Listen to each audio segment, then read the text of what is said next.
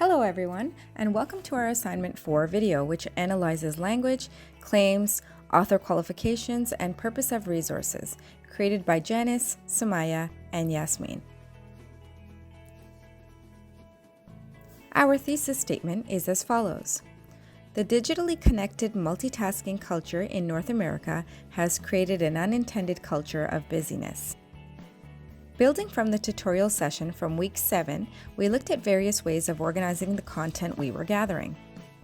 We liked the idea of creating and adapting a literature review matrix as a Word document where we could input information related to the article, paper, and website we analyzed from our reference list. Captured on this slide is a screenshot of the matrix we used to keep track of the information and to stay organized. The article we chose to analyze was Feel Busy All the Time? There's an Upside to That, which was published in the Harvard Business Review in June 2018. The article's major topic is around what the authors call the self-perceived busy mindset. Language. This article contains only text and no visual illustrations to relay the information, but it does contain figures, percentages, to back up claims. The language used in this article is fairly simple to read, relatable to a modern busy audience, easy to understand from a layman's perspective, and is not technical or medical in nature. The claims presented are backed by descriptions of multiple studies, their results, and statistics, deductions on why the data presented is useful, and useful for whom. Claims. In this article, the author claims that our decisions are impacted by how busy we perceive ourselves to be, and that the self-perceived busy mindset can have a positive influence on self-control. Previously, busyness had been looked at through the lens of time pressure, which researchers have suggested leads individuals to make decisions based on emotions or indulgences. This article claims the contrary. It claims that being busy or perceiving ourselves to be busy adds to our view of self-importance, which leads to our ability to facilitate self-control in the decisions we make. Author qualifications. This article had 3 contributors. Amitava Chattopadhyay holds a PhD in marketing from the University of Florida and is the GlaxoSmithKline Chaired Professor of Corporate Innovation of INSEAD. He is also co-author of the New Emerging Market Multinationals: 4 Strategies for Disrupting Markets and Building Brands. Monica Wadhwa holds a Doctor of Philosophy, Marketing from Stanford University and is an Associate Professor at Fox School of Business at Temple University. And finally, G. Christine Kim holds a PhD in Marketing and a Master of Education from Harvard University and a BSc from the University of California, Los Angeles. She is an assistant professor at the Hong Kong University of Science and Technology with research interests in time perception, busyness, impulsivity, and self-control. Purpose of resources. To share the results of their findings, which supports the notion that a busy mindset facilitates self-control. The paper we chose to analyze was The Disease of Busyness, published in Nursing Economics in March of 2015.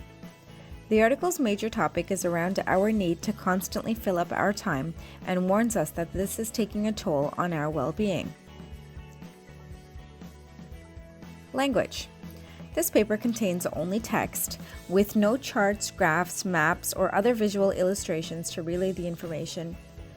The language is easy to understand, relatable, and understandable to the layperson. The author refers mostly to anecdotal stories and does not provide concrete research data. The bibliography references are relatively short and refer mostly to popular news articles, blogs, and a book by Malcolm Gladwell. The author references the American Psychological Association, APA, 2010, Stress in America finding on review. The findings are the result of a 2010 survey. Claims.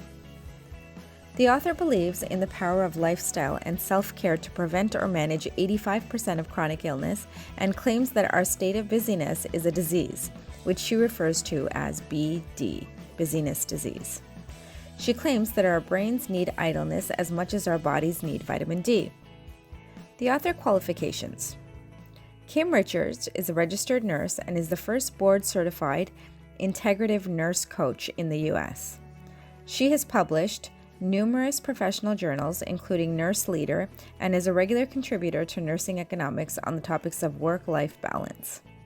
She has appeared on the cover of Nurse Leader in April of 2007 as the Leader to Watch and is a recipient of American Journal of Nursing Award in 2012. Purpose of resources: to inform the reader, to educate on the health risks of BD, to reinforce the importance of building idle time into our lives to restore our brains and prevent chronic illnesses.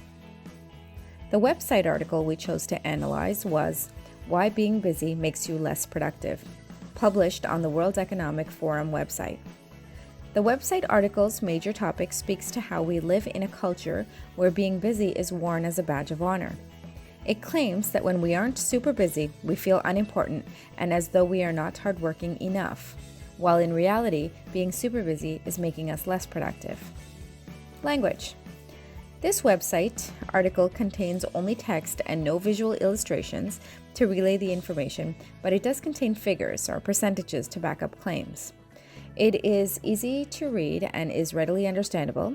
It contains limited medical terminology such as anterior cingulate cortex and does refer to a University of Michigan research study.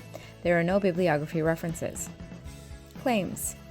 The author claims that busyness makes you less productive and that we are naturally drawn to being busy despite the fact that this hinders our productivity. He claims that you really do have to slow down to do your best, and that when you don't slow down, the consequences can be severe. Author qualifications. Dr. Travis Bradbury has a dual PhD in clinical and industrial organizational psychology from the California School of Professional Psychology and a BSc in clinical psychology from the University of California. He is an award-winning co-author of best-selling book Emotional Intelligence 2.0 and the co-founder of Talent Smart, the world's leading provider of emotional intelligence tests and training, serving more than 75% of Fortune 500 companies. He has written for, being covered by Newsweek, Time, Business, Fortune, Forbes, Fast Company, Incorporated, USA Today, The Wall Street Journal, The Washington Post, and the Harvard Business Review. Purpose of resources: to support the premise that being overly busy is counterproductive, to educate on the pitfalls and consequences of being busy all the time, to inform the audience that being busy all the time is making us less productive. We used the 5 W's to guide our analysis by asking, who are the authors? What was the purpose of research and author claims? Where was their research published? When was the research published? And why was the article, paper, or research carried out? In each of the cases, the authors had educational authority and their credentials were easy to locate. They were credible, were published in reputable publications, forums, and several appear to have content expertise. However, we did find that all the authors of Feel Busy All the Time, there's an upside to that, had marketing backgrounds, and one had ties to the pharmaceutical industry. There was also a link from the article webpage to one of the author's books for sale on Amazon. Dr. Travis Bradbury also had links from his web article to his best-selling book on Amazon, along with links to his other products for sale, including training packages and assessment tests. While Kim Richards did not have a direct link to items for sale, she did reference her Self-Care Academy in the reference section of her article, along with an email address where she could be contacted. On reviewing her Self-Care Academy, she has many offerings for sale, including retreats, workshops, coaching, and will do speaking engagements.